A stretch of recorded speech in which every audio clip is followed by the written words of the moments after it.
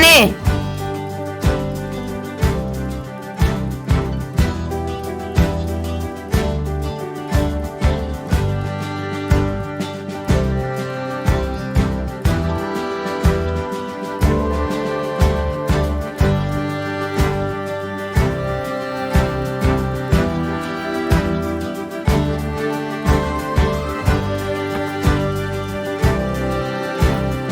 Uste dut normala dela pixka bat urduri egotea, lehenengo egunean. Ziur nago dena ondo aterako dela. Ez daukat esperientzia askorik ikastena, baina ziur nago ondo joango dela. Ondo baino hobeto, ziur nago horrela izango dela.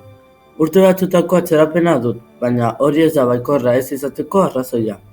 Ikasketak hobetu bakarrik egin dezaket, ondo hasten diren gauzak ondo jarraitzen dute.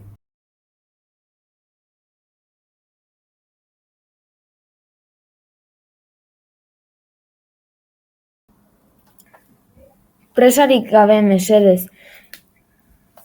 Atsegina izango da lagun berriak edukitzea. Zaila izango da tokiren bat egitea.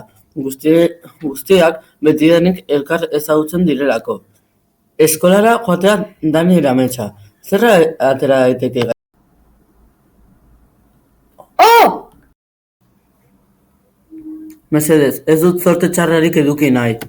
Benetan, Ane, polikiago joateko izan dizu. Lasai, nik konponduko dut. Barkatu, Mari. Ondo joan beharko litzaizuke, erbea baino azkarragoa zara. Ez nago larrituta, ni argia naiz eta. Eta zortea baldin badaukat besteen mailara iritsiko naiz. Horrek ez nau larritzen. Badakizu zer den gehien larritzen nauena, nire arras handiena? Buru laster esango diguzula. Ile gorri madarikatu hau da. Gorrotagarria, nazkagarria eta zatarra da. Ile gorri hau. Nire bizitzaren zoritxarra da.